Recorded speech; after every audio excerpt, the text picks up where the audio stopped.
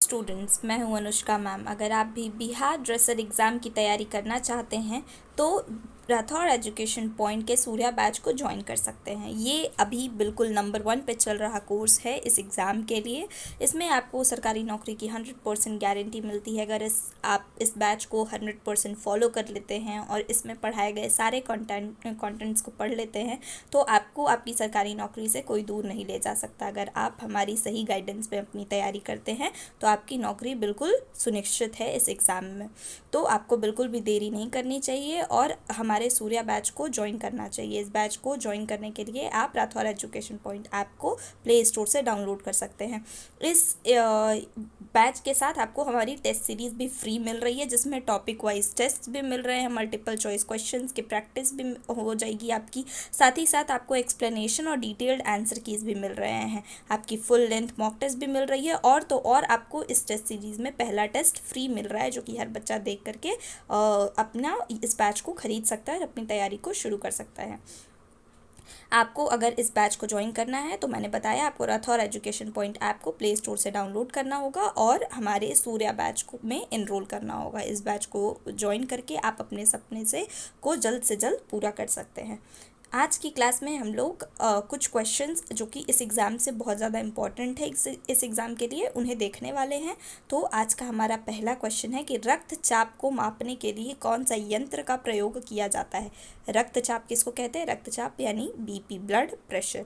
ठीक है, normal BP क्या होता है वो हमें पता ही है, 120/80 mm ऑफ Hg। ठीक है, mmHg। ठीक है, ये क्या है? तो इसमें क्या पूछ रहा है कि बीपी को नापने के लिए, रक्तचाप को नापने के लिए जो इंस्ट्रूमेंट का यूज़ होता है वो क्या है? थर्मोमीटर, स्टेथोस्कोप, स्फिग्मोमैनोमीटर या ऑटोस्कोप। तो इसका सही आंसर जो है वो हम सबको पता है कि इसका सही आंसर है स्फिग्मोमैनोमीटर। ये बीपी नापने की इंस्ट्रूमेंट होती है। अगला क्वेश्चन है, डॉक्टर द्वारा लिखा गया पर्चा कहाँ रखा जाता है? डॉक्टर जो दवा जिस पर्चे में लिख करके देते हैं उन्हें रखा कहाँ जाता है? इसके ऑप्शंस क्या क्या है? Discharge ticket, inventory, medical record या रजिस्ट्रेशन बुक। तो पेशेंट को जो भी डॉक्टर दवा लिख कर देते हैं या फिर उसका मेडिकल हिस्ट्री जो डायग्नोसिस वाले कॉलम में लिखा जाता है वो सभी के सभी मेडिकल रिकॉर्ड के सेक्शन में रखा जाता है। ठीक है, अगला क्वेश्चन देखते हैं, स्ट्रेचर का उपयोग किसके लिए किया जाता है? स्ट्रेचर हर हॉस्पिटल में जनरली देखने को मिल जाता है, तो उसका उपयोग किसके लिए किया जाता है? ऑप्शंस क्या क्या हैं? रोगी को बैठाने के लिए, दवाइयाँ रखने के लिए, रोगी को लेटा कर ले जाने के लिए या ऑपरेशन के लिए। तो इसका सही आंसर जैसा कि हमें पता है रोगी को लिटा कर ले जाने के लिए। ये ट्रांसपोर्ट में हेल्प करता है, मरीज़ को एक स्थान से दूसरे स्थान पर ले जाने के लिए स्ट्रेचर का यूज़ करते हैं। अगला क्वेश्चन क्या है? टाइफॉइड रोग किस बैक्टीरिया से होता है? टाइफॉइड जो रोग है वो किस बैक्टीरिया के कारण होता है ये पूछना चाह रहा है क्वेश्चन में। ऑप्शंस क्या क्या है?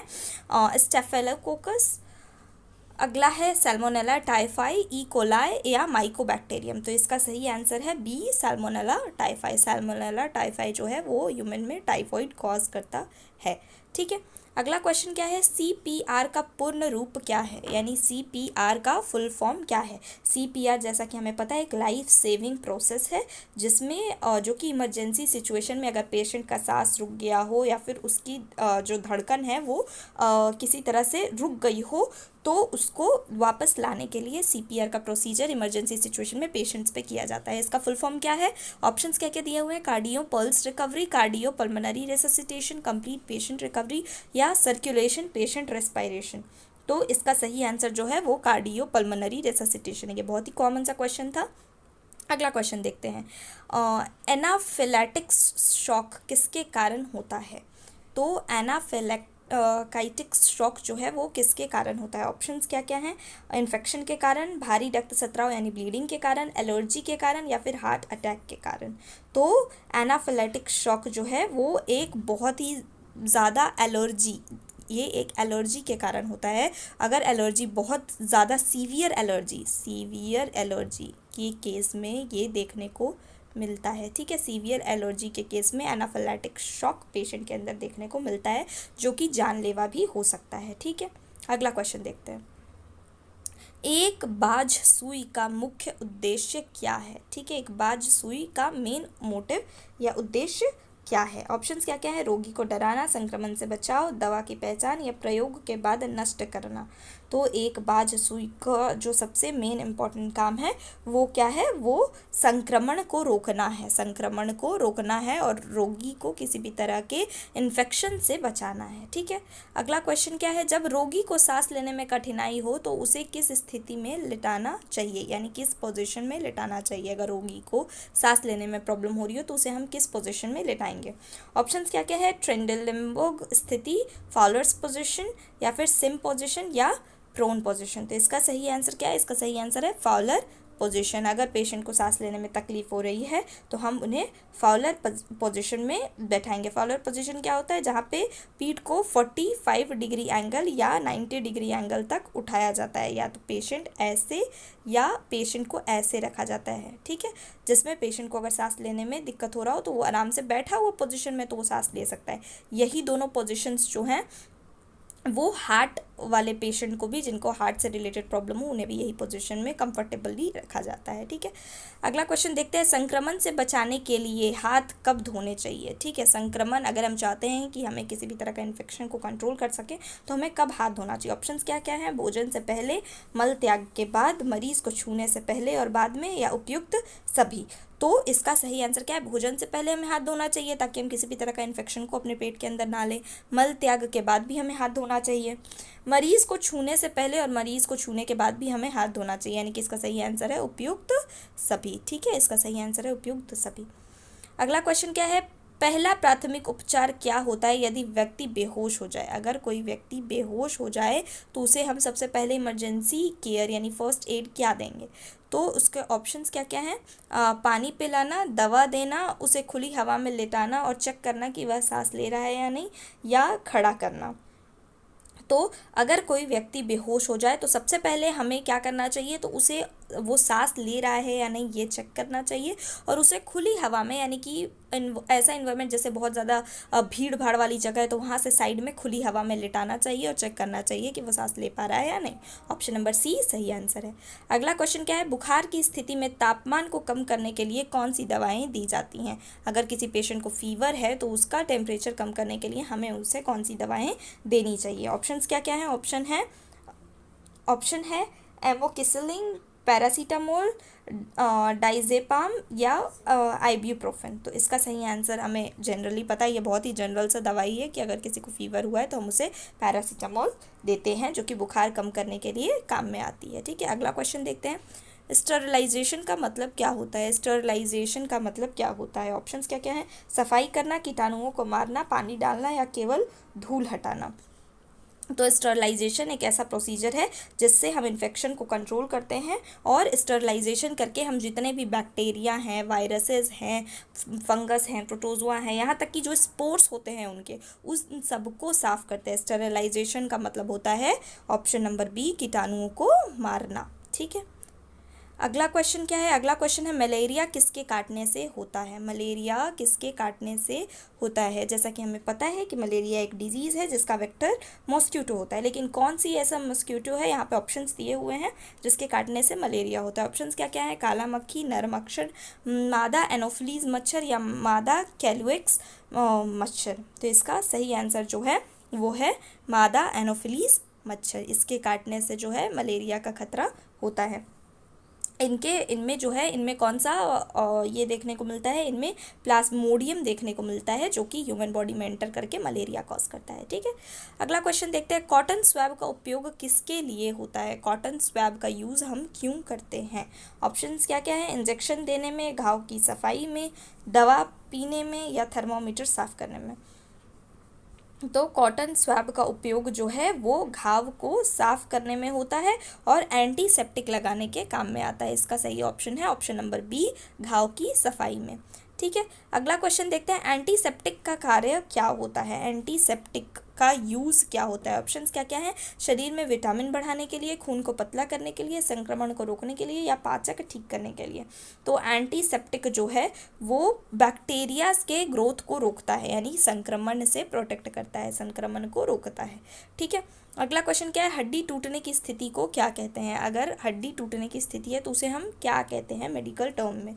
ऑप्शंस क्या क्या हैं, डिसलोकेशन, फ्रैक्चर, स्ट्रेन, या स्प्रेन।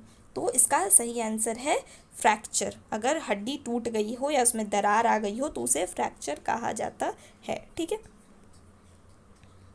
शरीर में पानी की कमी को क्या कहते हैं? अगर बॉडी में वाटर की कमी हो गई है तो उसे हम क्या कहते हैं? ठीक है, ऑप्शंस क्या क्या है? डिहाइड्रेशन, एनीमिया, हाइपोथर्मिया या हाइपरटेंशन। ठीक है, तो इसका सही आंसर जो है वो है डिहाइड्रेशन। इसके केसेस में बहुत सारी चीज़ें होती हैं, इंसान को शॉक वगैरह भी लग सकता है, तो डिहाइड्रेशन का केस कभी कभी बहुत ज़्यादा सीवियर भी हो सकता है। और इसका कॉमन जो सिम्टम्स है वही है चक्कर आना, कमज़ोरी जैसा लगना, ये भी डिहाइड्रेशन के सिम्टम्स हैं। ठीक है, अगला क्वेश्चन देखते हैं, पट्टी बांधने की विधि को क्या कहते हैं? ठीक है, पट्टी बांधने की जो विधि है उसे हम क्या कहते हैं? ऑप्शंस क्या क्या हैं? बैंडेजिंग, ट्यूनिंग, कास्टिंग या स्कैनिंग। तो इसका आंसर हर किसी को पता है कि पट्टी बांधने की जो प्रक्रिया है उसे हम बैंडेजिंग कहते हैं।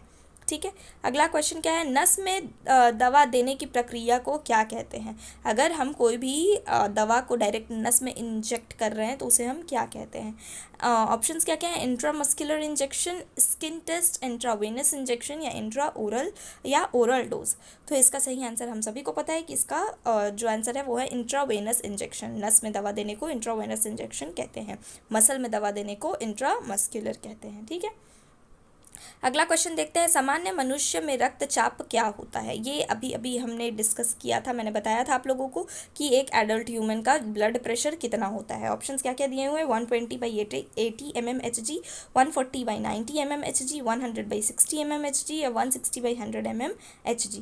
तो इसका जो सही आंसर है वो अभी हमने तुरंत ऊपर डिस्कस किया था कि इसका सही आंसर 120/80 mmHg है, जिसमें सिस्टोलिक प्रेशर जो है वो 120 होता है और डायस्टोलिक प्रेशर जो है वो 80 mmHg होता है और इसको स्पिग्मोमैनोमीटर से नापते हैं। ठीक है, अगला क्वेश्चन क्या है? आँख की जांच के लिए कौन सा उपकरण प्रयोग किया जाता है? आँखों की जांच के लिए, ठीक है, आँख का अगर हमें कोई टेस्ट करना हो तो उसके लिए हम किस इंस्ट्रूमेंट का यूज़ करते हैं?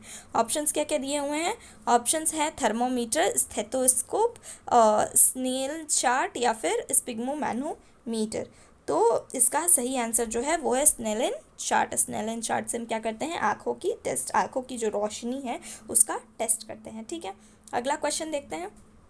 अगला क्वेश्चन है, ऑपरेशन से पहले मरीज़ की त्वचा को साफ करने की प्रक्रिया क्या कहलाती है? ठीक है, ऑपरेशन से पहले अगर हम जो जिस एरिया में भी ऑपरेशन होना है वहाँ के स्किन को साफ कर रहे हैं तो उस प्रक्रिया को हम क्या कहते हैं? ऑप्शन क्या क्या है? ड्रेसेज, प्रिपरेशन, सेप्सिस या बायोप्सी। तो इसका सही आंसर क्या है? इसका सही आंसर है ऑप्शन नंबर बी, प्रिपरेशन। ठीक है, ऑपरेशन से पहले अगर हम मरीज़ की त्वचा को साफ कर रहे हैं तो उसे हम प्रिपरेशन कहते हैं। इससे क्या है? एंटीसेप्टिक माहौल तैयार किया जाता है ताकि पेशेंट को किसी तरह की कोई इन्फेक्शन ना हो, पेशेंट जो है वो किसी भी तरह के इन्फेक्शन से बचा रहे। एंटीसेप्टिक माहौल तैयार करने के लिए हम मरीज़ की स्किन को ऑपरेशन से पहले साफ़ करते हैं और उस प्रोसीजर को प्रिपरेशन कहा जाता है। अगला क्वेश्चन देखते हैं। अगला क्वेश्चन है, श्वसन दर सामान्यतः कितनी होती है? रेस्पिरेटरी रेट जो है वो जनरली कितनी होती है? ऑप्शंस क्या क्या है? 10 से 12 बार पर मिनट, 16 से 20 बार पर मिनट, 25 से 30 बार पर मिनट या 35 से 40 बार पर मिनट। तो इसका आंसर भी बहुत कॉमन है जो कि हमें पता है, 16 से 20 बार पर मिनट। एक नॉर्मल एडल्ट ह्यूमन बीइंग जो है वो 16 से 20 बार पर मिनट श्वास लेता है, जो कि बच्चों में ज़्यादा होती हैं, बूढ़ों में भी उसी रेट में देखने को मिलता है। ठीक है, तेज खून बहने पर क्या करना चाहिए? अगर पेशेंट में बहुत ज़्यादा ब्लीडिंग हो रही है तो हमें क्या करना चाहिए? ऑप्शंस क्या क्या दिए हुए हैं? खून बहने दे, खून साफ करे, दबाव डालकर खून रोके या खड़ा कर दे। तो अगर खून बहुत ज़्यादा बह रही है, ब्लीडिंग बहुत ज़्यादा हो रही है तो हमें दबाव डालकर प्रेशर से उस ब्लीडिंग को रोकने की कोशिश करनी चाहिए। ऑप्शन नंबर सी इसका सही आंसर है। ठीक है, क्योंकि ब्लीडिंग जो है वो अगर बहुत ज़्यादा पेशेंट में ब्लीडिंग हो रही है तो वो उसके लाइफ पे भी, उसकी ज़िंदगी पे खतरा बना सकता है। ठीक है, बहुत ज़्यादा ब्लीडिंग होने के कारण, ब्लड लॉस होने के कारण पेशेंट की जान भी जा सकती है। तो इसलिए हमें दबाव डालकर उसका खून को, ब्लड फ्लो को रोकने का कोशिश करना चाहिए। अगला क्वेश्चन देखते हैं। अगला क्वेश्चन है, यदि मरीज़ को अचानक झटका यानी सीजर्स आता है तो पहला कदम क्या होगा। अगर हमारे सामने एक झटका यानी सीजर वाला पेशेंट आता है तो हमें सबसे पहले क्या करना चाहिए। ऑप्शंस क्या क्या है। उसे बैठाना चाहिए, मुंह में चम्मच डालना चाहिए, उसे एक तरफ करवट दिलाकर सुरक्षित करना चाहिए, या उसे हिलाना चाहिए। अगर हमें दौरे पड़ने वाले पेशेंट आ रहे हैं तो हमें सबसे पहले कभी भी जो काम नहीं करना चाहिए वो है उसके मुंह में चम्मच डालना एंड ऑल दैट, हमें वो कभी नहीं करना चाहिए। हमें क्या करना चाहिए, तो हमें उसे एक तरफ करवट दिलाकर सुरक्षित करना चाहिए। इससे क्या है, इससे जो भी जीभ उलटने के कारण या फिर दम घुटने से वो पेशेंट बच सकता है और उसकी जान बचाई जा सकती है। इसलिए हमें उसे एक तरफ करवट दिलाकर सुरक्षित करना चाहिए। आज के क्लास में हम सिर्फ इतने ही क्वेश्चंस को डिस्कस करने वाले थे। अगर आपको ये क्लास अच्छा लगा और आप और क्वेश्चन प्रैक्टिस करना चाहते हैं तो आप राठौर एजुकेशन पॉइंट पे ऐप को डाउनलोड करके और हमारे मॉक टेस्ट सीरीज़ को ज्वाइन कर सकते हैं, जिससे आपकी और क्वेश्चन प्रैक्टिस हो सकती है। आप अपनी गलतियों को, आप टेस्ट में कहाँ गलती कर रहे हैं उसे एनालिसिस करके अपनी तैयारी को और बेहतर बना सकते हैं। आपको अलग अलग तरह की क्वेश्चन भी प्रैक्टिस हो सकती है। इससे क्या है, आप एग्ज़ाम में आपकी जो परफॉर्मेंस होगी वो बहुत ज़्यादा अच्छी हो जाएगी और आप अपने सरकारी नौकरी के सपने को पूरा कर पाएंगे। तो इन सभी चीज़ों का लाभ उठाने के लिए आपको हमारे सूर्या बैच को ख़रीदना चाहिए और अपनी तैयारी को हमारे गाइडेंस के अंदर जल्दी से जल्दी शुरू करनी चाहिए ताकि आप अपने सपने को पूरा कर सकें। Thank you so much.